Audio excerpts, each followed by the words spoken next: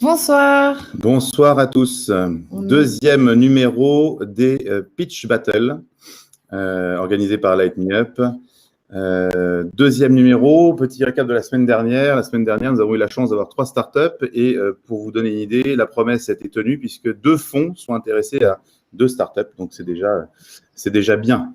On garde tout ça confidentiel parce qu'on nous a demandé de le garder confidentiel, mais pour nous, c'est une belle victoire. Exactement. En tout cas pour nous, pour les startups. Pour les startups, on aura servi à quelque chose. C'est bien. Donc ce soir, on a 3 startups qui nous font l'honneur d'être avec nous. Nous avons George Cambanis qui va nous parler de Londres, mais je crois qu'il n'est pas du tout anglais, et qui nous présentera Mobito. Nous allons avoir Valérie Sabatier-Valéjo qui va nous parler depuis Grenoble, je crois, qui va nous présenter Bénu Blanc. Et puis nous aurons Pascal Hardy qui nous présentera enfin Agripolis. Et ces 3 CEO seront face à un jury, enfin des investisseurs, parce que jury, le mot est mal choisi, de feu, avec Anne-Valérie Bach de Capagro et Pierre Gobil de The Refiners, et qui est dans une nouvelle vie actuellement, mais qui a son expérience d'investisseur et aguerri, qui saura nous aiguiller tout au long de la soirée avec son regard vif et ses remarques d'outre-Atlantique. Voilà. Alors, petit rappel des règles avant de commencer. Donc, vous avez pour les startups entre 5 et 7 minutes pour dérouler votre pitch. Vous pouvez utiliser vos slides qui seront diffusés. L'objectif pour nos investisseurs qui sont là ce soir, c'est vous donner du feedback, des conseils, et puis à nous, Light Me Up, de vous donner un maximum de visibilité. On coupe le timer au bout de 7 minutes si vous dépassez. L'objectif, c'est que cette pitch battle tienne dans une heure pour qu'on ait le plus de public possible. On va peut-être laisser nos 2 jurés se présenter. Honneur aux dames. On va commencer par… je vais laisser Anne-Valérie se présenter. Bonsoir. Oui, bonsoir. Merci de m'avoir invitée. Donc, je suis Anne-Valérie Bach. Je fais du VC depuis les années 2000. Donc, je suis une des très anciennes dans ce métier sur la place de Paris. Et j'ai fait beaucoup d'investissements dans la tech, la deep tech, le hardware, le software, l'Internet. Plus récemment, j'étais chez Serena où j'ai monté un fonds de data et d'IA. Et là, depuis 1 an et demi, je suis chez Capagro où je fais des investissements dans l'ag et la food tech. Merci beaucoup, Anne-Valérie. Pierre, est-ce que tu peux te présenter à ton tour? Non. Je vais le faire. Donc, moi, j'ai été investisseur, je ne le suis plus. Je suis d'abord entrepreneur. J'ai monté 3 boîtes et un fonds d'investissement. Je suis en train de créer ma 4e startup. J'ai vécu la plupart du temps aux États-Unis. Donc, moi, j'ai une coloration très américaine. J'ai vécu 17 ans dans la Silicon Valley. Donc, je perçois l'investissement sous le spectre américain et beaucoup moins européen. Donc, j'ai des critères qui sont plus américains qu'européens. Voilà, écoute, je suis ravi de vous retrouver ce soir et puis de vous aider à mieux appréhender si vos pitchs passent ou pas le test. Voilà. Merci beaucoup. Je vais laisser Nash, qui est anglais, prendre la parole en anglais pour introduire la première startup. Oui, pour la petite histoire, nous avons eu l'occasion de faire partie d'un fonds, The Refiners, que Pierre justement avait monté avec des associés dans la Silicon Valley. Et donc, on sait à quel point son aide est précieuse et son regard aiguisé. So, I think, George, you're with us. Can you hear us? I'm with you, yes. Hi. Great.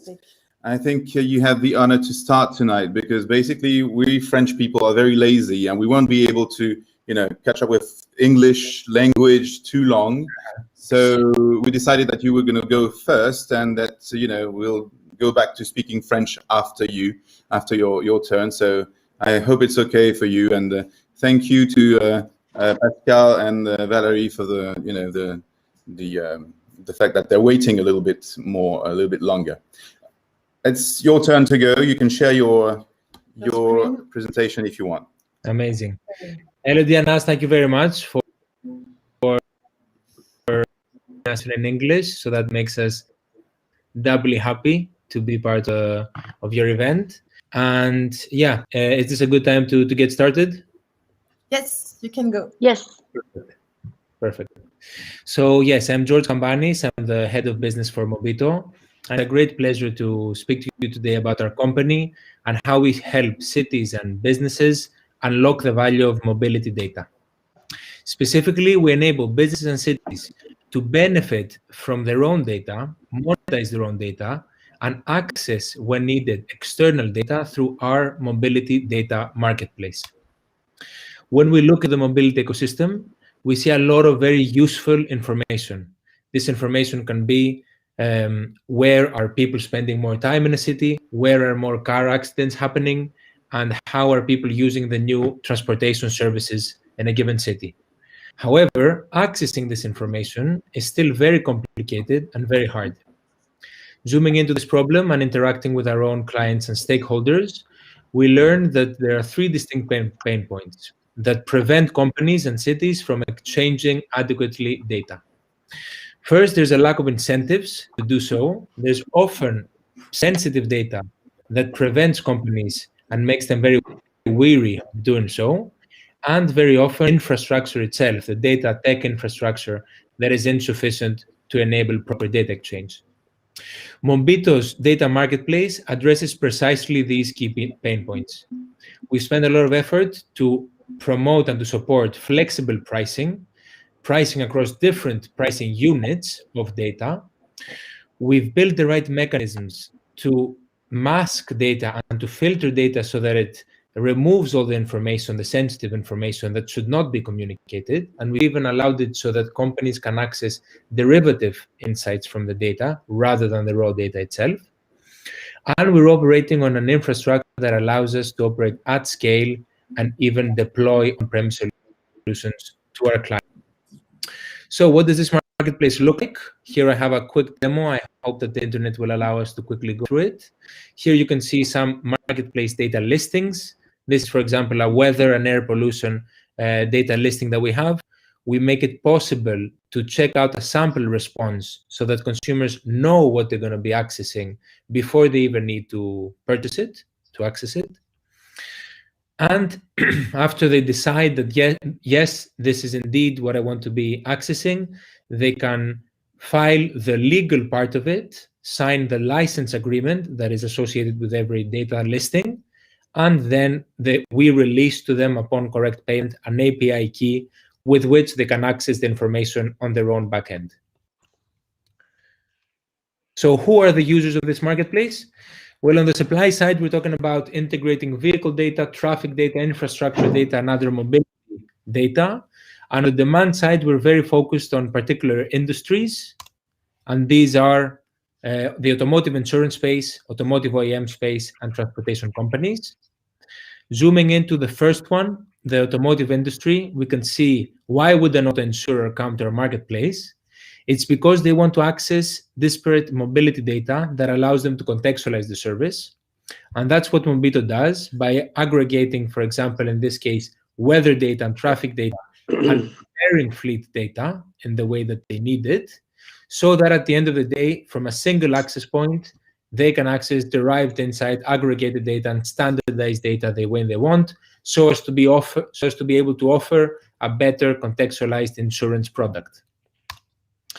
We've also worked with cities, and this is our first use case with a city in Portugal, where we help them integrate data from a local bus operator, and on the basis of that data, calculate dynamically certain scores that evaluate the performance of the bus operator. This is a big and a growing market. Indicatively here, we've singled out some pricing that we see. For example, if you want to access data of 1,000 cars for 1 year in Belgium, you need to pay north of 60,000 euros. And we have our own ambitious target of reaching a revenue of 40 million by 2024. What's the business model? On the supply side, we charge a freemium subscription. And on the demand side, the core of the business model, we charge a commission on the value of the data transaction. And the way in which we are positioned, we are very clear to do things in an integrated way. So we're integrating with data, and this allows us to produce a lot of useful derivative data services, providing data quality checks and providing mechanisms for consumers to access the data precisely they want from listed data. The state of the company today, we have our first revenue generating project with the city. We launched the marketplace with an early adopters program in October. We've received our first 15 data requests from different consumers, and we're integrating the right providers to deliver and support, meet these requests. We've built a very marketing channel to attract and convert people to our marketplace. Happy to dive into that as well. And we're also very happy to have built a very strong hands-on advisory committee with people coming from the industry, but also supporting us in key elements, including fundraising and data work. And we're very happy to increase the Mobito team capacity with those members. The Mobito team, we think, is the right team to achieve this mission, as a lot of the members are coming from the OEM space, the automotive space. And in the past, we've had previous success with a mobility startup. Today, we're raising around 400,000. We have already secured more than 300,000 of that and hoping to close this soon. And with this capital, we want to reach our business targets so as to be able to unlock a bigger round next year of venture capital money, which will allow to scale our company and reach our mission. And with that, I'm very happy to engage with you and to welcome you to join us in building the mobility of tomorrow by unlocking data's value. Thank you very All right, much. thanks for the presentation. Yeah, I'm just saying thanks for the presentation. That was very clear. Thank you, my Pierre. first question is about you're being basically given access to all kinds of sensors that are basically gathering data about mobility within a city. And it seems like the problem you're solving is that basically access is complicated on one side, there are security issues on the other side, and so on. So my question is, why is it no one has done it before you? It seems weird to me because they have a complete infrastructure built up, and all they have to do is clean up the data, make it available, and it works. So they've done most of the work, and they're not going full all the way. So why is it no one has done what you're supposed to do now? Right. Thank you, Pierre. That's a very interesting question. So maybe sharing a few, almost market insights on this. The first thing I'd like to say is that it's a very interesting timing for the market. And a lot of this data is only now being generated. And it's coming from services and from sensors, which 10 years ago did not exist. So the first place to look at is cars themselves. If you look at cars, you see that cars are becoming ever more connected, gathering and producing themselves a lot of interesting data. So there are definitely players which are trying to play a horizontal part of connecting this data. And we've seen such efforts being done with even bigger, let's say, scope than what we are doing, trying to cover all IoT and all devices, as you said. We think that the right approach here, because it is a nascent space, and it's not only that you have new data, but you also need to build the right business model and incentivize the exchange of this data. We think that there's a very interesting space for us to occupy within mobility data itself. It's the part of the market where we realize, it's the part of the market where we know what challenges there are and what needs for data exist. And that's exactly where we are positioned to hopefully build up data category by data category, our presence and our data traffic within the platform. Okay, if I might say something else, I think my take is you are taking the problem angle from the sensor provider, and you're saying they are collecting data, but they're not making the data available to people because they're lacking all kinds of things. What's missing for me, if you're asking me as far as understanding what you're doing, is basically understanding the use cases. In other words, let's pretend that the data is readily available, that the security is there, and so on and so forth, which again, I don't think is that big of a deal. Why would people use it? What would people do with the data at this point? And what problem are you solving if the data was available like it should be? And that wasn't very clear to me. Yes, no, I think that's a great point. And to be honest, we also want to be more demand focused than supply focused in the marketplace. A lot of those things, as you said, which allow us to unlock supply of data. But let me provide very quickly a few of the use cases that we're seeing today. On our demand focus, as I said, we're working with automotive insurance, automotive OEMs, and transportation companies. For these, there's always a use case that needs external data. So for the automotive insurance, it's how can we produce better insurance products, have better risk assessment by accessing external data. And that's when Mobito becomes relevant, by gathering, preparing, and making that data available to them. And what type of data that is? It's fleet data from fleet operators, it's a contextual traffic data, it's weather data, and we also see road quality.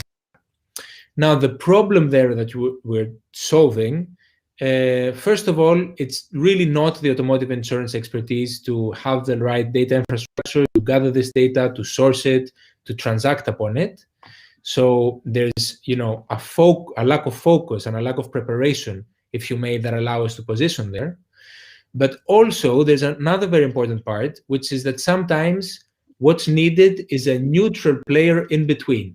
Because, for example, automotive insurance companies want to access fleet data. You can think of a logistic company or a food delivery company even.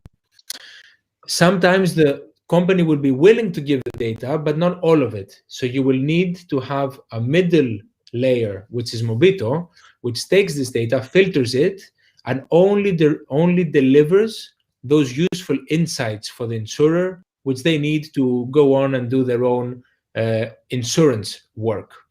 Mm-hmm. And in this part, there's a couple of data added value that we bring as a platform in preparing the data to bring it in the right data set. And very quickly, just to mention the use cases, in the OEMs, we're mostly referring to the R&D departments, where there, for example, they will want to access a lot of different data. You can think of the simulations they're building, and they want vehicle data, they want road infrastructure data, they want city regulation data. And again, here, we see a very good opportunity to position ourselves as a data partner to facilitate all of those various needs that an automotive OEM wants. Lastly, transportation companies. Here, a very typical demand that we get is that basically different transportation companies, such as the Ubers, the taxis, the car sharing services, they basically want to understand where is demand for data coming from in a given city. Again, Mobito knows where to source the data knows how to get at this insight and help them do that. And it might be by gathering data from other mobility operators. But for example, what we're doing now to serve this use case is with gathering data from mobile phones, actually, and understanding the mobility flows through mobile phones. Now, those companies don't know really how to access mobile phone data and how to use it, and we transform it in a way that is relevant to them. And those are some of the use cases that are more pertinent today. Thank you. Oh, I see your point at the moment. So I agree that there is it's the right moment for those kind of services today. But in the long run, don't you think that your customers will be more able to manipulate all this data themselves and want to master the access to the data providers and do it themselves through other data platforms, more general data platforms? Yes, that's an interesting point. There's two elements to that question. I think that if, as you said, we are right, that this is a good timing and it allows us to reach the point where we actually have a lot of data traffic in our platform and we have already built this data asset, I think this is already very, very much of a powerful position to be.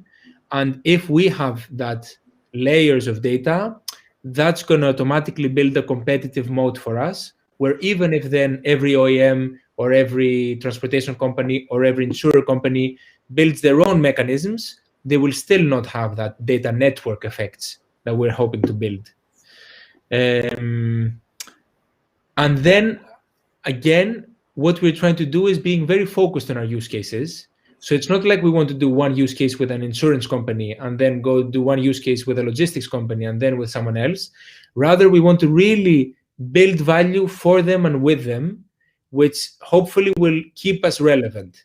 The cases might become more complex, hopefully they will, but I'm not that worried that the type of clients we're interacting with will at any time soon be completely independent to do the service on their own.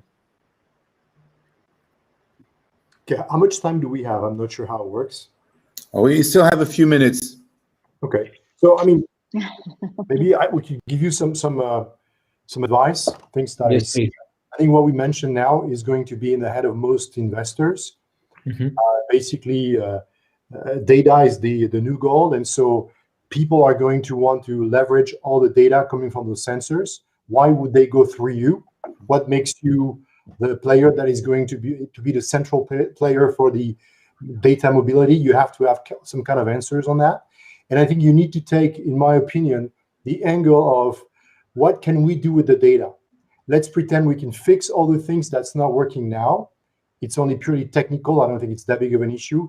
What would be the use cases that would basically come out of your solution that would enable maybe better cities, better mobility, and so on and so forth? I think if you could be even more punchy in that, I would think that would beef up your pitch and make it more, more substantial in my mind. Because you have a very technical pitch at this point. It's very much about we take data, we clean data, we make it available via a marketplace and so on. As an investor, what I want to hear is what makes you unique. Do you see me? Yeah. Yes. I'm back. Sometimes my screen goes away. I'm in Burgundy, guys, so my connection is not as good as yours.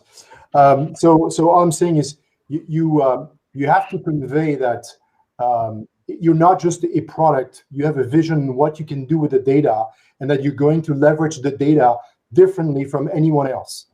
And I need to feel this. That would be my advice.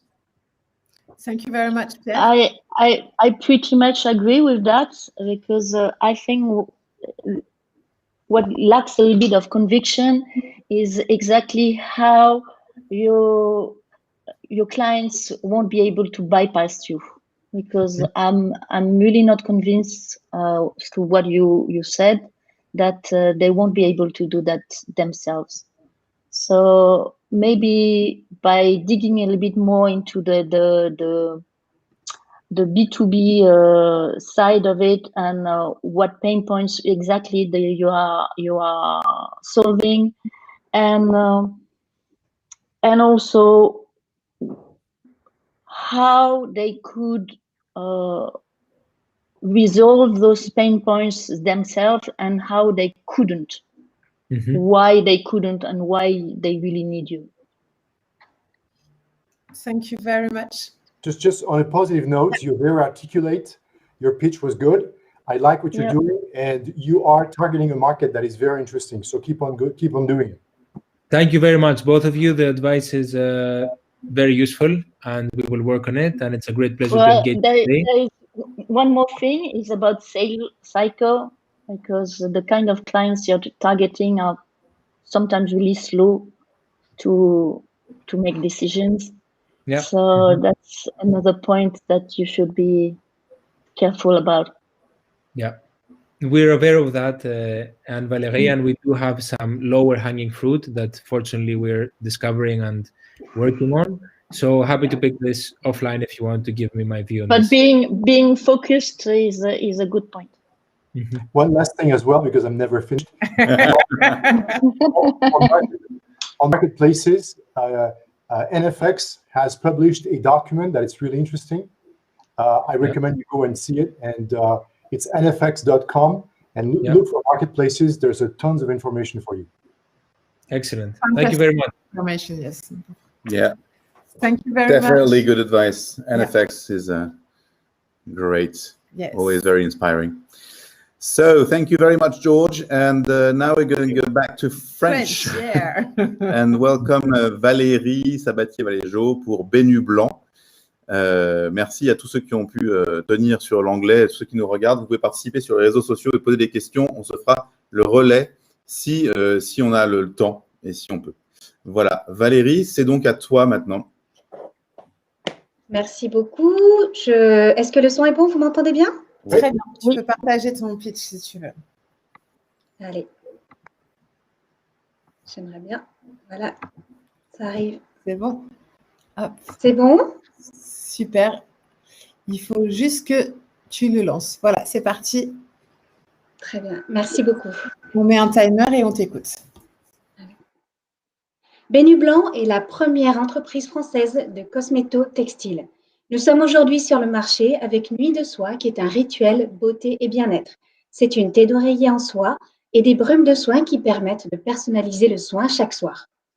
Belle entreprise du Made in France, nous allions l'artisanat d'excellence et l'innovation technologique avec plusieurs brevets. Mais avant de vous parler de chiffres, laissez-moi vous dire qui nous sommes et comment nous en sommes arrivés là. Alors, je suis Valérie Sabatier, je suis biochimiste de formation et aujourd'hui, je suis professeure de stratégie dans une grande école de management. Mon associée, Fanny Redzignac, est juriste et a fait une belle carrière de juriste. Il y a 10 ans, nous avons toutes les deux eu le même problème, parce que ça fait longtemps qu'on se connaît avec Fanny, et au même moment, on a eu un problème d'acné tardive. Alors moi, j'ai cherché à 30 ans des solutions dans la pharma et Fanny les a cherchées, elle, du côté des soins naturels. C'est là qu'on s'est rendu compte qu'en fait, vu le rythme de nos vies, vu la manière dont on vivait, il fallait qu'on repense complètement notre manière de prendre soin de nous, de prendre soin de notre corps et de notre esprit, parce que les deux vont ensemble. C'est comme ça que nous avons posé la problématique sur la beauté et le bien-être avec une recherche de sens, de sensorialité, efficacité, naturalité et simplicité. Ça doit rester simple pour rentrer dans nos vies effrénées. C'est là que Gérard Redzignac entre en jeu, parce que nous avons découvert qu'il fallait utiliser la soie. La soie est un tissu dermocosmétique en lui-même, mais il nous fallait plus que ça. Gérard Redzignac, qui est-ce? Gérard Redzignac est le père de Fanny, mon associée. C'est aussi un éminent chercheur en cosméto et en dermatocosmétique. Gérard Redzignac est à l'origine du brevet de capture de Dior. Gérard a traversé le monde entier en racontant que si la méchante reine avait eu capture de Dior, elle n'aurait jamais envoyé Blanche-Neige au fin fond de la forêt. Et 30 ans plus tard, capture de Dior est toujours un blockbuster du marché. C'est là que notre R&D a commencé. Et il y a 2 ans, avec Fanny, nous avons décidé de vraiment pivoter et nous nous sommes entourés des meilleurs Français en cosmétique, en aromathérapie, en aromacologie, dans le tissage du tissu ainsi que dans la confection. Et nous avons fait un test grandeur marché en lançant, il y a 1 an, Nuit de soie, qui est donc cette alliance de la thé d'oreiller en soie avec toute une gamme de brumes de soin pour personnaliser le soin chaque soir. On remise sur sa thé, 4-5 vaporisations, on se sent bien et ça travaille toute la nuit. En fait, c'est un soin qui opère toute la nuit. Et le matin, quand on se réveille, on est en fait sympa parce qu'on a bien dormi et on est beau, on est belle parce qu'on est bien reposé, hydratation de la peau, hydratation des cheveux. Une année de commercialisation, notre marché test, donc le marché domestique. Qu'est-ce qu'il s'est passé en 1 an? Nous avons fait plus de 1500 commandes en B2C. Nous avons un taux de retour produit de 0,8%. C'est veut dire la satisfaction client derrière. Malgré le contexte, nous avons 15 points de vente et 5 marketplaces. Et puis aujourd'hui, nous avons atteint le seuil de rentabilité. Aujourd'hui, nous sommes break-even. Consécration pour nous, nous avons obtenu avec Nuit de soie une victoire de la beauté. Cela assoit la légitimité et la crédibilité de Nuit de soie avec un jugement consommateur, avec des tests à l'aveugle. Pas de marketing, pas d'effet de laboratoire. Ce sont vraiment des notes qui ont été très sincères de la part d'un membre de la part de jury consommateur. Next step, prochaines étapes. Tout d'abord, le développement de la marque. C'est très important dans les cosmétiques et encore plus dans la cosmétotextile. Développer la marque. Développer aussi la récurrence d'achat. Notre business model est celui de Nespresso. La thé d'oreiller, c'est la machine à café. Les brumes de soin, ce sont les capsules. Donc, on renouvelle régulièrement les brumes de soin. On peut changer de parfum, on peut changer de besoin d'aromathérapie et d'aromacologie.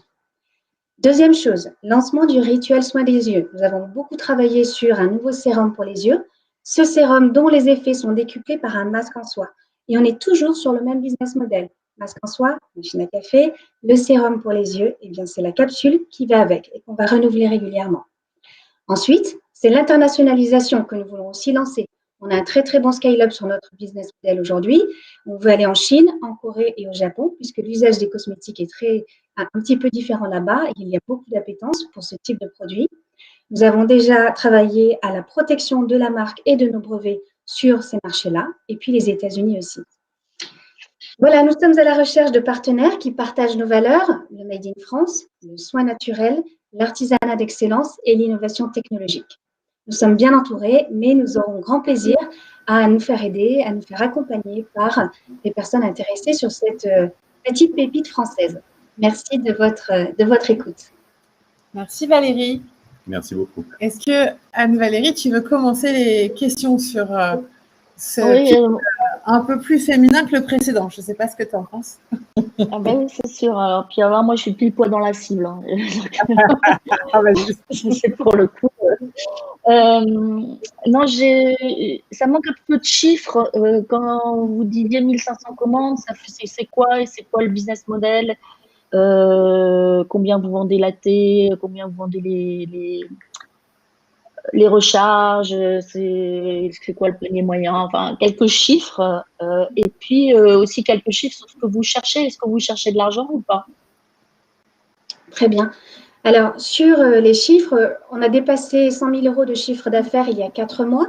Le panier moyen, c'est 118,25 € aujourd'hui. Donc, on est quand même sur du très haut de gamme par rapport à la concurrence qui, en fait, a des produits un petit peu différents. C'est plus simple. La concurrence fait de la thé d'oreiller en soie et généralement, ce sont des produits qui viennent de Chine. C'est de la soie qui est très brillante et en fait, c'est ce que nous, on ne voulait pas. C'est pour ça qu'on a fait développer une soie très spécifique avec un partenaire tisseur en France, dans l'Isère, là, qui est excellent pour ce nouveau tissu avec un aspect coton. Donc, 118,25 € le panier moyen. On est à 125 € pour un rituel, autour de 119 et 129 pour les rituels, c'est-à-dire la thé d'oreiller plus les brumes. Et les brumes à l'unité sont vendues 29 €. Et vous, en termes… Oui, je vous en prie. Non, allez-y. En termes de valorisation, qu'est-ce qu'on cherche aujourd'hui? Alors, ça allait très vite, donc je n'ai pas pu tout vous expliquer. Mais en fait, la technologie de micro-encapsulation, c'est une technologie de micro-encapsulation naturelle. En fait, ce que ça permet, c'est ce qui est très prometteur dans la société, ça permet d'utiliser des parfums naturels et de les diffuser sur le long terme. Aujourd'hui, lorsqu'on va utiliser des parfums, tout le monde le sait dans le monde de la parfumerie, on se parfume sur la peau parce que les parfums sont faits pour ça. Sauf qu'on retrouve des molécules de parfum dans la barrière hémato-encéphalique. Et ça, c'est un vrai souci. Donc, il y a des gens qui se parfument les vêtements, mais ça ne tient pas sur les vêtements. Autre chose, les parfums naturels, donc à base de plantes, à base d'huiles essentielles, ne tiennent pas dans la durée. Alors que nous, avec notre technologie de micro-encapsulation, on peut faire tenir dans la durée les parfums naturels. Ça veut dire que non seulement on peut se parfumer les habits si on le souhaite, puisque notre techno, c'est une techno de micro-encapsulation sur support textile, et en fait on brumise et ça permet de rester sur le tissu, mais en plus elle permet de prolonger des actifs naturels. C'est ça qui est très important. Donc on a un autre relais de croissance qui est dans la parfumerie. Et là le business model, c'est fournisseur de technologie. On n'est pas sur du lancer des parfums, ça se passe différemment dans l'industrie de la parfumerie. Valérie, est-ce que ça répond à ta question? Il manque une partie. Alors Pierre, je sais que tu es un adepte des masques de nuit. Absolument. Donc tu vas te précipiter pour… Non, moi, je vais te donner mon point de vue. Je suis plutôt direct comme personnage. C'est pas violent, c'est juste que je préfère que ce soit utile et que mon feedback te soit utile. Donc, si tu veux lever de l'argent avec le pitch que tu m'as fait, tu ne pourras pas lever de l'argent. La raison est simple, c'est que le pitch que tu m'as fait, c'est une brochure produit. Alors, c'est très bien fait, tu l'expliques parfaitement, ça donne envie de l'acheter, mais c'est une brochure produit. Quand tu lèves de l'argent, ce n'est pas ça que va entendre un investisseur. Moi, ce que je veux entendre, c'est quel est le marché que tu cibles, la taille, quelle est la concurrence, quelles sont les barrières à l'entrée, comment tu fabriques, quel est ton business model, quel est ton go-to-market, quelle est ton équipe, etc. etc. Enfin, j'ai plein d'éléments comme ça qui, pour moi, sont absolument fondamentaux pour que je puisse me former une opinion sur est-ce que j'ai envie de t'aider ou pas. Parce qu'un investisseur, c'est quoi son idée à lui? Donc, le produit, il en a un peu rien à foutre, très clairement. C'est pas le truc le plus important. Le truc le plus important, c'est l'équipe, le problème que tu résous et le marché sur lequel tu es. Est-ce que c'est un gros marché, un marché accessible, un marché qui grandit? Et est-ce que si je te donne de l'argent, au lieu de gagner 100 000 par mois, tu peux gagner 500 000 par mois? C'est ça ma question. Et avec ce que tu m'as montré, tu m'as donné envie d'acheter le produit, mais tu ne m'as pas donné envie d'investir. Donc je pense qu'il faut que tu regardes les decks, on va dire, classiques de gens qui lèvent de l'argent, et tu verras qu'il y a une dizaine de slides, et tu te dois répondre à ces questions. Parce que les gens vont te poser des questions, et si tu n'as pas les réponses, ils vont te dire que c'est super, et puis ils vont passer à autre chose. Donc ça, c'est mon premier conseil. Ensuite, la deuxième chose qui me vient à l'esprit, c'est que je ne sais pas, mais c'est juste un commentaire, si ce que tu fais, ça peut être venture compatible. C'est-à-dire que comprends bien qu'un investisseur aujourd'hui, quand il regarde une boîte, il se dit, je vais investir dans 10, il y en a 9 qui vont mourir, il y en a une qui va marcher. Celle qui marche, il faut qu'elle fasse un fois 100 ou un fois 1000 par rapport à mon investissement. Donc, c'est le modèle du VC aujourd'hui. Alors, on peut dire que ce n'est pas le bon, que ce n'est pas comme ça qu'il faut faire, mais c'est le modèle. Et donc, toutes les entreprises comme la tienne, peut-être, qui sont des boîtes qui ont vocation à devenir des vrais business. D'ailleurs, tu es déjà un vrai business, qui peut grandir de manière significative. La vraie question qu'on doit se poser, c'est est-ce que tu vas grandir suffisamment vite et suffisamment gros pour intéresser un VC? C'est une question que tu dois vraiment te poser assez rapidement, parce que ça va déterminer ce que tu peux faire, ce que tu peux lever comme argent ou pas lever comme argent. Aux US, un pitch comme ça, tu ne peux pas lever de l'argent aujourd'hui. En France, je ne sais pas, peut-être qu'on est plus tolérant sur les tailles possibles. Aux US, je sais que tu n'es pas dans le carré du VC aujourd'hui. Un VC aux US, il faut que tu aies un marché de plus de 1 milliard. Généralement, c'est plus de 10 milliards aujourd'hui pour que ça ait un sens. Donc, je pense qu'il faut que tu reviennes à refaire un pitch qui ressemble à un pitch de VC et à réfléchir, est-ce que je suis VC fundable? Est-ce qu'un VC va s'intéresser à mon cas? Pourquoi? Est-ce que ça t'aide, ce que je te dis? Oui, oui, c'est bien. Après, oui, je pense que c'est bien. Et je veux trop protéger les données qu'on a et les projections financières. Et je pense que ça, c'est le problème de tous les entrepreneurs. Mais oui, c'est un bon feedback. Merci. Alors, mais au-delà des données financières, ce qu'il faut faire partager, c'est une vision. C'est quelque chose d'un peu plus large que juste des données financières. Et je pense que lever de l'argent, c'est pas forcément une fin en soi. On peut faire une entreprise qui a du sens et qui se développe sans lever de l'argent auprès de VC. C'est pas une obligation, mais il faut savoir pourquoi on le lève et pourquoi on a besoin d'argent et pourquoi ça peut intéresser un VC de participer à cette aventure-là. Mais c'est pas une obligation. Hein. Oui, je vois la question, je vois quelqu'un qui commente. Alors, lever n'est pas forcément la finalité pour tout le monde. Maintenant, quand on est en plus, c'est pour quelle finalité? Nous, au stade où on en est, en fait, on commence à peine la phase de préparation de la levée de fonds. Puisqu'aujourd'hui, on s'est financé par d'autres moyens et on a eu pas mal de financements qui viennent d'autre part. Donc, on fera la levée de fonds dans quelques mois. Et c'est le tout début. C'est parfait parce que là, c'est le test et sur comment on va orienter le discours. On a effectivement une dernière question qui vient du web. Ah, mais non, celle d'avant. C'est quelle est la cible en termes de marge et en fonction de vos volumes, si tu veux répondre? Oui. C'est Act qui pose cette question. Action, ouais. Alors, la cible en termes de marge, c'est la grosse contrainte du Made in France. Donc, on a des marges qui sont tout à fait correctes. Elles sont moindres sur la thé d'oreiller, c'est évident. C'est notre machine du business plan Nespresso et meilleure sur la brume. Maintenant, on n'applique pas tout à fait les coefficients de l'industrie des cosmétiques, où on est plutôt sur du x10, x12. On n'est pas sur ces coefficients-là encore, mais on est dans une phase d'émergence, c'est-à-dire que ça fait qu'1 an qu'on commercialise. Donc, on pourra jouer sur l'effet de volume dans quelques temps. Dans quelques temps, si on se développe bien sur la Corée et la Chine, des choses qu'on a déjà amorcées. Donc là, on pourra jouer sur cet effet de volume et améliorer nos marges pour financer la croissance de l'entreprise. Super, merci beaucoup Valérie. C'était la dernière question. Je pense que tu as eu pas mal de feedback et de conseils pour pouvoir améliorer ton pitch et t'engager dans cette levée de fonds si c'est ce dont tu as vraiment besoin. Et je crois que tu as une échéance demain, donc on va te dire bonne chance pour demain aussi. C'est ça. Et du coup, tu vas bosser. Du coup, je vais bosser pour demain. Merci beaucoup. Tu peux accéder au replay autant de fois que tu veux. Hein. Dans la nuit. Merci beaucoup. On va continuer avec notre troisième startup et je suis… c'est Pascal Hardy pour Agripolis. Bonsoir Pascal. Bonsoir, on va Pascal. te laisser la main. Est-ce que tu peux me partager ton pitch? Ah, je crois que tu l'as coupé. Ah, Tu lui as surtout coupé la parole à Pardon, Pascal. pardon. C'est bon, tu peux y aller. Voilà, je voulais juste m'assurer que vous m'entendiez bien. C'est bon Voilà. maintenant. C'est parfait. Alors, je vais partager mon écran dans 30 secondes. On va parler agritech, puisque je suis Pascal Hardy, le fondateur d'Agripolis et de sa filiale Nature Urbaine, qui exploite aujourd'hui la plus grande ferme urbaine en Europe sur le toit du parc des expositions de la Porte de Versailles.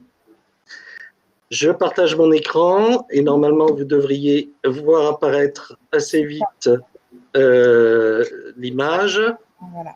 Est-ce que c'est bien le cas? Tout à fait. Voilà, très bien. Vous avez là une vue de nos fermes avec nos colonnes de culture. Notre métier, c'est de vendre des fermes urbaines. Beaucoup d'acteurs sur le marché, et c'est ce qu'on a fait au début, installent des fermes urbaines et les exploitent, mais ce n'est pas un modèle qui est scalable. Nous, on est passé assez vite à ce modèle-là qui consiste à avoir mis au point une technologie à base d'aéroponie et d'hydroponie pour ceux qui connaissent. Je répondrai plus en détail techniquement sur ce que c'est dans les questions si vous le souhaitez. Et on est passé à cette phase où on vend des fermes et le support technique qui va avec. Aujourd'hui, le marché des fermes urbaines, c'est un marché mondial. Ça se développe absolument partout. C'est porté par beaucoup de facteurs, mais je dirais que les deux principaux, c'est d'abord que l'essentiel de la population mondiale est urbaine et s'est éloigné des centres de production. On connaît tous la problématique des kilomètres alimentaires. Et puis, le deuxième grand facteur que l'on voit, c'est que les produits locaux et de qualité, dont on sait comment ils sont produits, est en train de remplacer la vague du bio. Ce qui fait qu'on est sur un marché pour les fermes urbaines, selon les sources, hein, entre 15 et 25 milliards d'euros, ce qui est une taille conséquente et donne beaucoup d'opportunités, mais aussi beaucoup d'acteurs. On verra après par rapport à la concurrence. Donc nous, comme je l'ai dit, on vend ces fermes-là. On a fait 3 ans de ce que j'appelle de la R&D pratique, c'est-à-dire que dès la première année, sur la base de l'idée que j'avais eue d'utiliser des colonnes de culture pour installer des grandes fermes urbaines, alors qu'auparavant, elles étaient destinées à des monocolonnes pour des particuliers, eh bien, on a, dès la première année, travaillé avec Carrefour, avec la Caisse des dépôts, etc., sur des sites expérimentaux. Je dirais que c'est un peu une option différente de certains acteurs que vous connaissez peut-être, qui ont décidé de faire des années de R&D et puis au bout d'un moment de se tourner vers le marché. Le résultat de ça, c'est qu'on se retrouve avec une offre qui est extrêmement scalable et adaptée au marché. Là, vous avez une vision de ce que l'on propose, par exemple, à la grande distribution. C'est un montage photo, mais cette transparence entre la production et la commercialisation, au sens propre comme au sens figuré, c'est ce qui est recherché aujourd'hui par beaucoup d'acteurs, en tout cas ceux qui sont directement utilisateurs des produits, c'est un de nos segments de clientèle.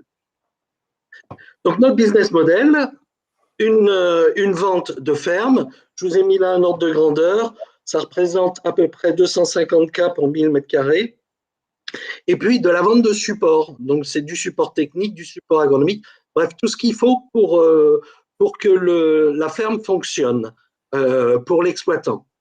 Vous allez voir que ça peut être soit le client direct, soit un exploitant tiers qu'on a mis en place. Ce montant de 250 cas est très intéressant parce qu'aujourd'hui, le marché vous avez d'un côté l'agritech indoor avec ces grandes fermes à salade que vous avez peut-être vues éclairées par des LED, mais qui demandent des millions d'investissements. Hein, c'est plusieurs millions d'euros pour installer un site. Et puis, du point de vue environnemental, c'est pas, alors pour le coup, absolument pas vertueux. Et puis, une multitude de petits acteurs avec soit des techniques, soit des modèles différents. Et nous, on est à la charnière des deux, mais avec cette capacité, cette scalabilité technique parce qu'on est léger en capex, on est léger en poids physiquement pour aller partout. On peut être dans des serres ou à l'extérieur, au sol comme sur des toitures. Donc, on a vraiment cette scalabilité technique et la scalabilité du modèle économique qui s'apparente un peu à de la franchise, mais on n'en est pas encore à ce stade de maturité-là, hein, puisqu'on vend la ferme et on vend du support derrière. Donc, notre modèle, c'est ça, avec des exploitants tiers. Simplement, on a un site vitrine qui est Porte de Versailles, dont je reparlerai peut-être après si j'ai le temps. Et on va garder aussi, évidemment, un site de R&D pour garder notre avance technique. Donc, on s'adresse à 3 segments de clientèle. Je ne vais pas détailler tous les sous-segments, mais grosso modo, vous avez les clients utilisateurs des produits, donc c'est la grande distribution, la restauration collective, l'hôtellerie.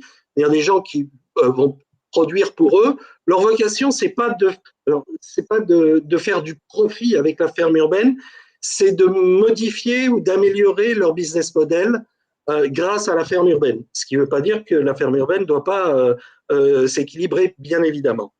Vous avez un deuxième segment qui regroupe tous les acteurs fonciers au sens large, qu'ils soient publics ou privés.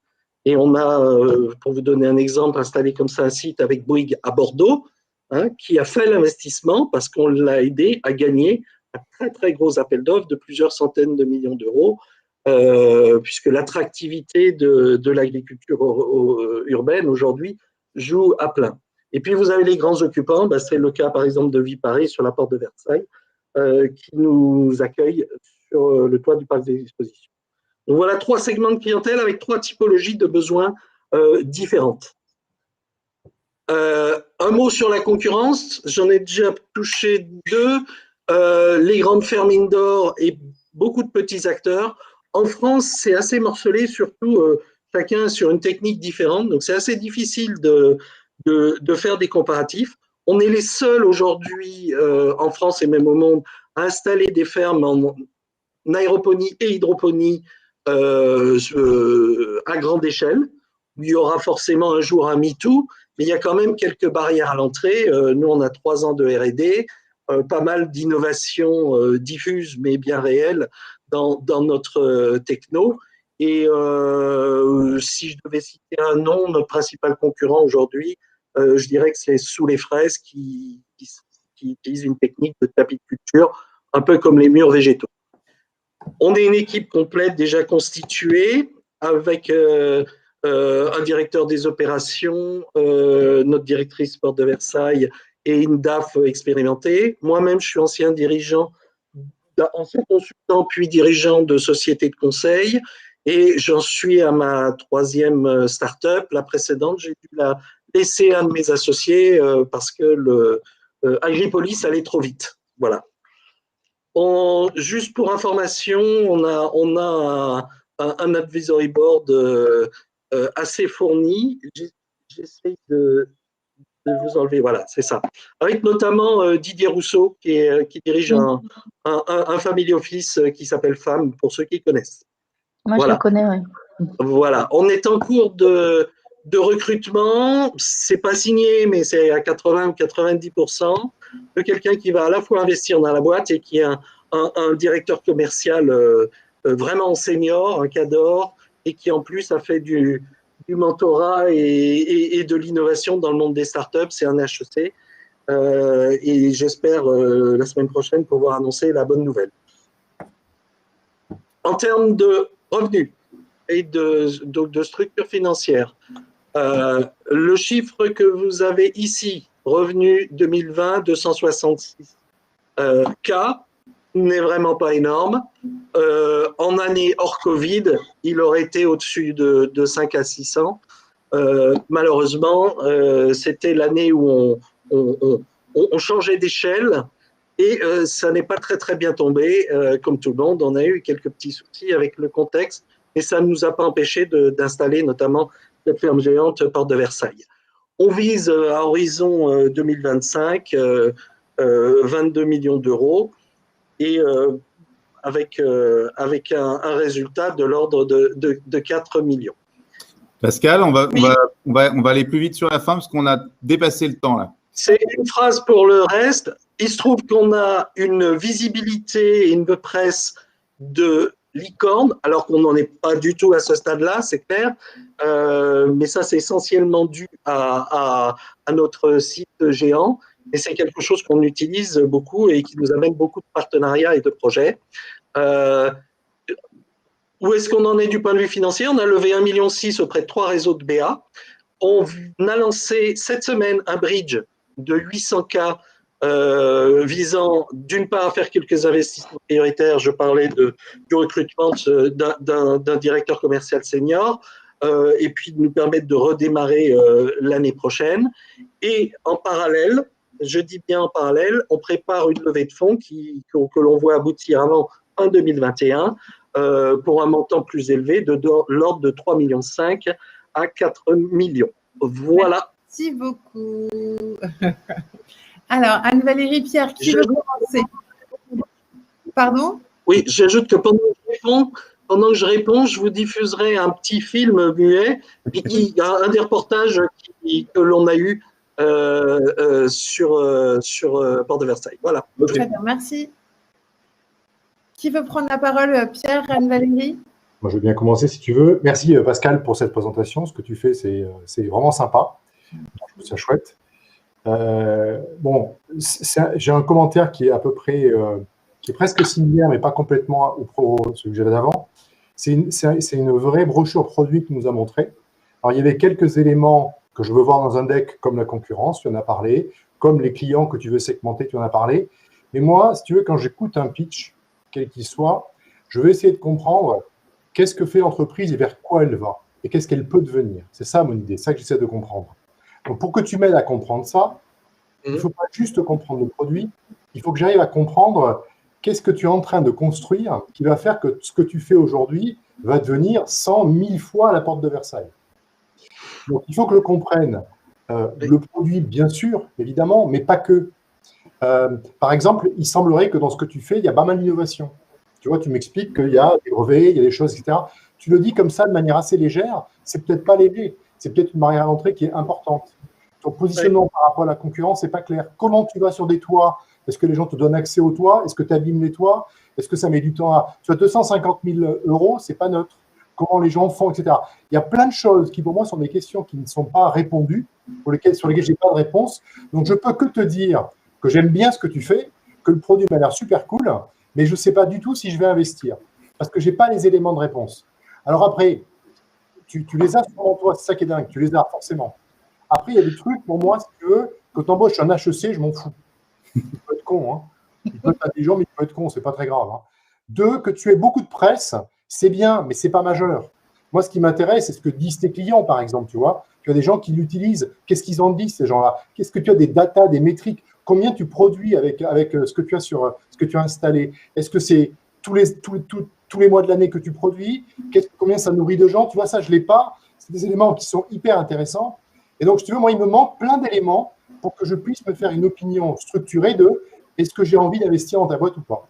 Mais j'adore ce que tu fais. Moi, je suis 300% d'accord. Tout ça figure dans notre deck. Et quand j'ai l'occasion de faire une présentation de plus de 5 minutes, ou de 7, je ne sais pas, ça figure. Alors, absolument. Mais j'ai 2 slides sur où est notre innovation.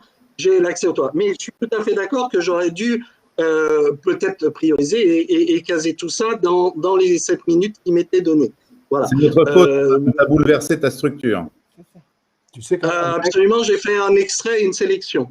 C'est vrai qu'on aime bien frimer un peu avec notre presse et que ce n'était pas indispensable, mais au-delà de ça, je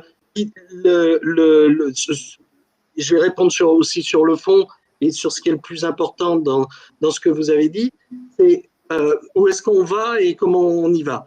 Où est-ce qu'on va? Aujourd'hui, on a une position assez exceptionnelle sur le marché avec une possibilité de scalabilité qui est très importante. Donc, notre but très clairement, à la fois en nombre de fermes installées, c'est d'être les premiers acteurs en Europe. On est déjà les premiers en France. Et comment on y va? On y va avec ce modèle-là. Nos clients, en fait, on a un flux entrant de projets permanent. qu'on n'arrive pas aujourd'hui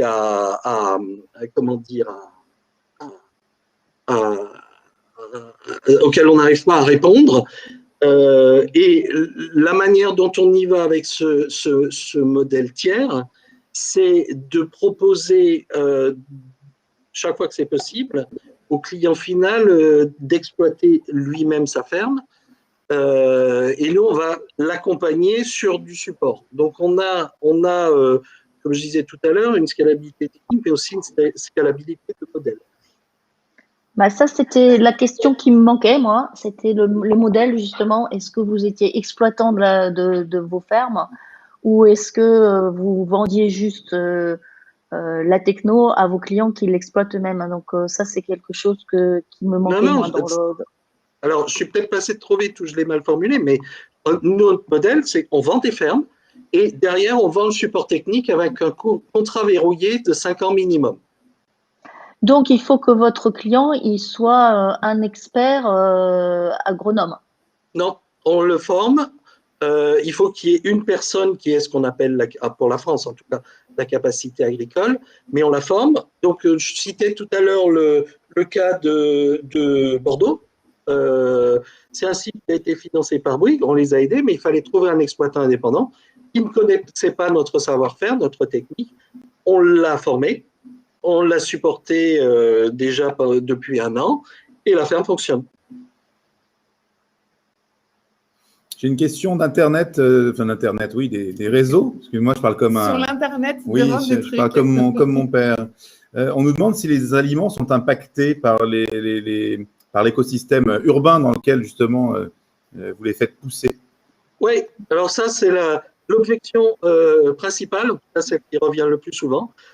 On a choisi une technique avec un développement de culture en boucle totalement fermée pour l'eau et les nutriments, qui fait qu'on ne va pas capter la pollution urbaine. Donc, bien évidemment, on a fait des analyses labo. Nos partenaires en ont fait, Carrefour en a fait, Sodexo en ont fait. Et en fait, on se retrouve avec des résultats labo meilleurs que du bio produit en Île-de-France, par exemple, en pleine terre. Donc, cette technique d'aéroponie en circuit totalement fermé nous permet d'obtenir ce genre de résultats. Merci beaucoup. Écoutez, je crois que… Est-ce que Pierre, tu avais quelque chose à ajouter? Moi, je pense que c'est important aussi que tu expliques la dynamique que tu as avec tes clients potentiels. Tu parles d'avoir 3 segments de marché potentiels. D'accord? Oui. Je me rappelle plus, il y avait les industriels, il y avait etc. Moi, je suis partisan quand on est petit, et aujourd'hui, tu es encore une entreprise petite, d'avoir une stratégie assez focus. Parce qu'aller attaquer 3 segments de marché aussi divers et aussi gros que ceux que tu as cités, ça peut être considéré par un investisseur comme un manque de focus. Est-ce que tu n'aurais pas intérêt à réfléchir à un go-to-market où tu dis, je crée un business model spécifique pour un type de client spécifique, je prends ce marché et je montre à scale ce que je peux faire. Et après, j'irai ailleurs. Plutôt que d'essayer de te dire, je vais monter des fermes qui vont peut-être être toutes différentes en fonction du client, avec des tailles, des machins, etc., qui va donc te rendre la vie beaucoup plus compliquée que d'arriver avec un truc qui… Tu as une vraie value proposition aujourd'hui, peut-être la packager énormément avec un truc prêt en disant mais c'est tant de mètres carrés, c'est tant de trucs, et voilà, c'est comme ça, c'est sur un toit, c'est pas autre chose, et c'est telle cible. Et après, on verra. Et ça, peut-être, oui. Parce que je vois pas, moi, si ta value proposition résonne, comme je pense qu'elle doit résonner, si tu trouves le client idéal, est-ce que tu le signes vite, par exemple? Et quels sont les freins à ce que quelqu'un te dise ok, on y va, installons la ferme? Comme il y a de l'implantation sur du foncier, etc., c'est des projets qui peuvent se signer assez vite, mais par contre qui vont s'installer sur un minimum de 6 mois. Hein, donc il y a quand même un cycle de projet qui est important. La question, bien évidemment, sur focus ou pas focus sur un sous-segment de marché est très pertinente. On s'est posé à 2 étapes déjà. Pour l'instant, on n'a pas resserré ça. D'abord parce que on a un flux, comme je disais, permanent de propositions qui nous permet de mieux choisir les bons projets pour nous, les plus favorables, certes dans différents segments. Et d'autre part,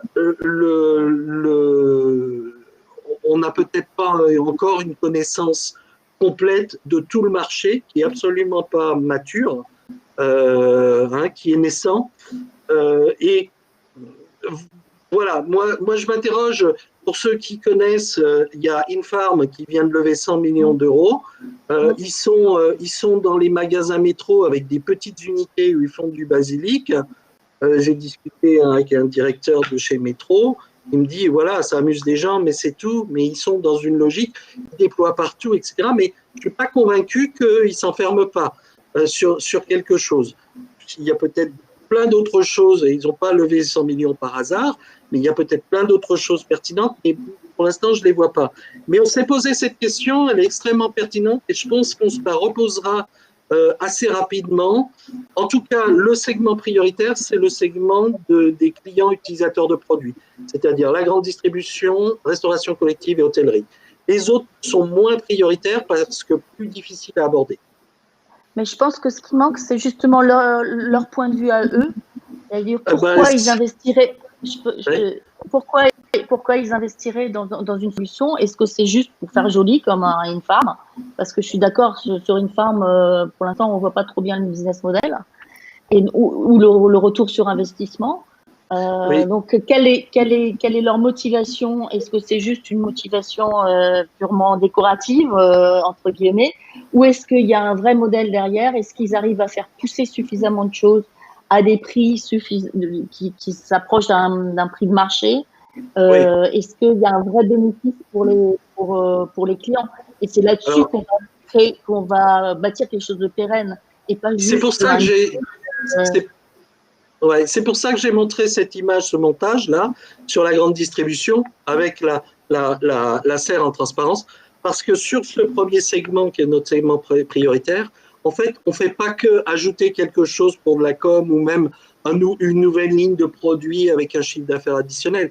L'enjeu, il n'est pas là, c'est qu'on les aide à renouveler le modèle de l'hyper.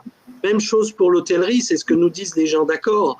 On est là pour renouveler le modèle, attirer des clientèles différentes, en l'occurrence de la clientèle locale, et on touche à leur cœur de métier. Et c'est ça qui est important, et c'est pour ça que c'est le segment pour qui les fermes sont les plus vitales.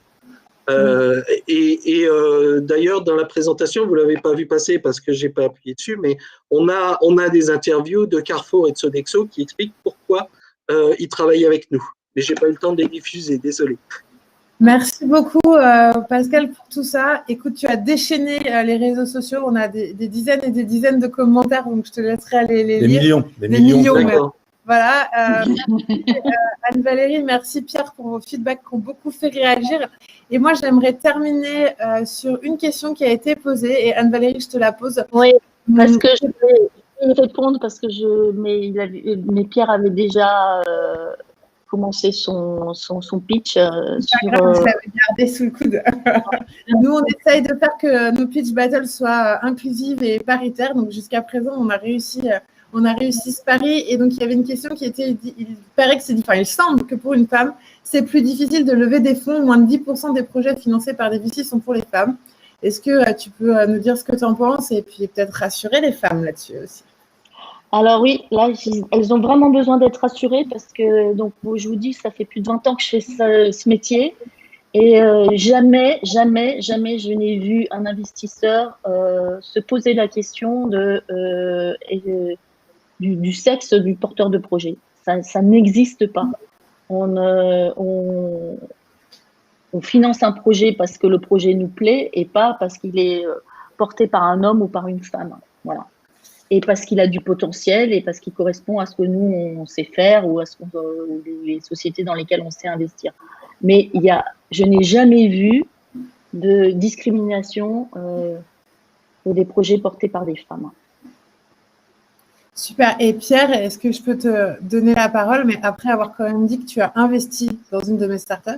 Donc, du coup, tu l'as fait d'investir. Mais c'est parce que tu étais une femme. Mais c'était parce que j'étais mariée à Dash ou parce que je connais tout à l'époque. Non, tu peux nous dire ce que tu en penses? Moi, je pense que c'est un énorme scandale. Je pense qu'il n'y a que 2% des projets, en tout cas portés par des femmes qui sont financés, en tout cas aux États-Unis. Donc, on a affaire à un véritable boys club c'est le mâle, le Stanford, blanc, 35 ans. C'est assez classique. Et qu'effectivement, on a un énorme problème de diversité de ce point de vue-là. Il y a des raisons qui sont liées, je pense, au VC quand même un petit peu. C'est-à-dire qu'ils ont quand même une perception de ce qu'ils veulent comme entrepreneurs dans lequel qui n'est pas totalement inclusive, dans lequel il y a moins de noirs, moins de femmes, etc. etc. Et ça, c'est un drame. D'autre part, je pense qu'on a aussi une différence d'appréciation de ce qu'il faut faire pour lever de l'argent quand on est un homme et quand on est une femme. Je m'explique. Quand on est un homme, on est capable d'aller devant un investisseur avec 20% de la data et y aller au bluff en espérant que ça marche. Et donc, il y a une capacité à se jeter à l'eau qui est immédiate et qui n'est pas raisonnable. Une femme est beaucoup plus perfectionniste et chaque fois qu'on a eu un dossier avec une femme, c'était beaucoup plus carré que ce qu'on avait avec les hommes. Donc, une femme est incapable de présenter un dossier si elle n'a pas déjà réfléchi à peu près à 80% de ce qu'il faut faire pour que le dossier soit présentable. Donc, ce qu'elle présente est beaucoup plus avancé, généralement, et c'est pour ça qu'il y en a moins, parce que c'est dur d'arriver avec 80%. Donc, moi, le conseil que je donnerais aux femmes, c'est jetez-vous à l'eau. C'est pas grave de ne pas tout savoir. De toute façon, quand on monte une boîte, on ne sait rien. Donc, c'est pas très grave. Ça, c'est la première chose. Et la deuxième chose que j'ai envie de dire aux femmes aussi, c'est, alors ça, je vais me faire taper dessus, mais tant pis, je le dis, arrêtez de faire des sacs à main, quoi. Faites de l'AI, faites de la tech, faites de la deep tech, vous êtes ingénieur comme les hommes, faites comme les hommes. Faites pas parce que vous êtes une femme des sacs à main ou des machins ou des trucs de beauté, quoi. Il faut en faire, mais il n'y a pas que ça. Vous pourriez faire un Dropbox, vous pourriez faire un Tesla, vous pourriez faire exactement la même chose. Donc faites la même chose. Et si vous faites la même chose avec peut-être un peu moins de perfectionnisme, j'espère que les VC seront un peu moins avec des œillères et que la chose évoluera dans le bon sens. Mais il n'est pas normal, très clairement dans le monde dans lequel on est, qu'il n'y ait pas une parité totale, c'est-à-dire 50-50 entre les hommes et les femmes. C'est un scandale. Voilà mon point de vue. Je pense que la parité, elle est pas là au niveau des entrepreneurs. C'est pas au niveau de la sélectivité des VC. On a beaucoup moins de projets portés par des femmes, et c'est ça qui est dommage. Et ce qu'on encourage. Et moi, dans toute ma carrière, on a toujours eu des femmes porteuses de projets dans nos portefeuilles. Dans toutes les sociétés de gestion pour lesquelles j'ai bossé, il y en a toujours eu. Mais c'est vrai que dans notre deal flow, on en a peu. Voilà. À les stades de la c'est 2%. 2% de femmes sont financées par les VC. Donc, c'est quand même vraiment, vraiment, vraiment pas beaucoup, quoi. Oui, mais parce que c'est vrai que la typologie des projets portés par des femmes est peut-être moins la typologie des projets qui sont finançables par des VC. Donc, avec des effets de levier, voilà, c'est peut-être des projets moins ambitieux aussi. Donc, et c'est ça qui est dommage. Donc, il faut encourager les femmes à aller vers des projets plus ambitieux et à réunir des équipes autour d'elles et à faire des choses qui ont de l'ambition. Ouais. Ça parle à Pascal, je crois que Pascal lui aussi travaille avec son épouse, si je ne m'abuse. Eh bien, pas du tout. Elle s'appelle Sophie Hardy, ma directrice, et ce n'est ni ma femme ni ma sœur, c'est juste un hasard.